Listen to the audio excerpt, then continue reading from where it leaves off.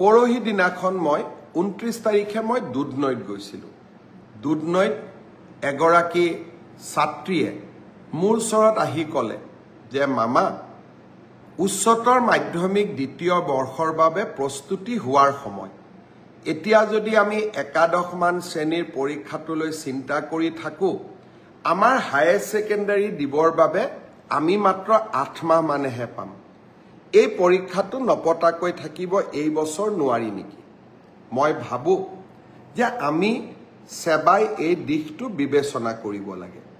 যিয়ে নহওক কিয় দুখন বা তিনিখন প্ৰশ্ন কাকত বাকী ৰৈ গৈছে আৰু পৰীক্ষাটো যদি এপ্ৰিলৰ শেষত বা মে'ত আমি অনুষ্ঠিত কৰোঁ, ল'ৰা ছোৱালীবিলাকো টেনশ্যনত থাকিব আৰু তেওঁলোকে দ্বাদশমান শ্ৰেণীৰ বাবে নিজক প্ৰস্তুতিও কৰিব নোৱাৰিব।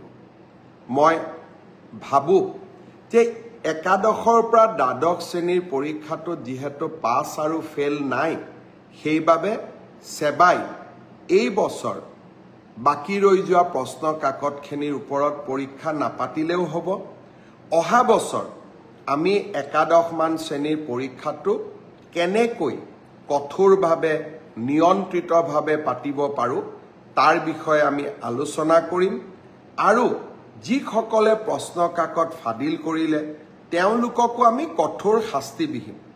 কিন্তু কোনোবা দুই এজন দুৰ্বৃত্তৰ বাবে গোটেই ছাত্ৰ ছাত্ৰী সমাজখন তেওঁলোকে টেনশ্যনত কিয় থাকিব লাগে, তাৰ যুক্তিও নাই। আনহাতে পঞ্চায়ত নিৰ্বাচন অনুষ্ঠিত হ'ব। মে' মাহত আমি পৰীক্ষা পাতিলে ল'ৰা ছোৱালীবিলাকে দ্বাদশমান শ্ৰেণীৰ বাবে কেতিয়া প্ৰস্তুতি কৰিব? মই আমাৰ স্কুল এডুকেশ্যন বৰ্ডক অনুৰোধ কৰিম, শিক্ষা বিভাগক অনুৰোধ কৰিম বিষয়টো যাতে আকৌ এবাৰ বিবেচনা কৰে, ছাত্ৰ ছাত্ৰীসকলক টেনশ্যনৰ পৰা আমি যাতে মুক্ত কৰি দিওঁ। মই যেতিয়া এনেকৈ সভা সমিতিত যাওঁ, হঠাতে লগ পোৱা জনসাধাৰণে কোৱা কথাবোৰ মই খুবেই গুৰুত্ব দিওঁ।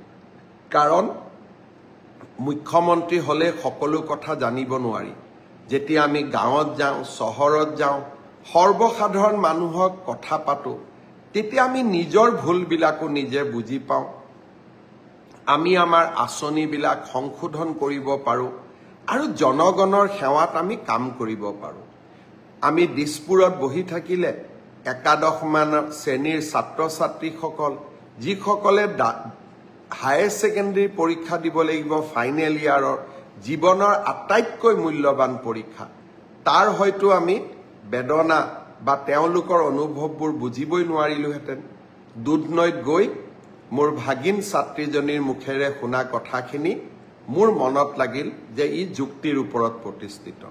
সেবাই নিশ্চয় এই দিশত বিচাৰ বিবেচনা কৰিব আৰু ছাত্ৰীসকলক প্ৰস্তুত হ'বলৈ সময় আৰু সুবিধা উলিয়াই দিম। অহাকালি দিন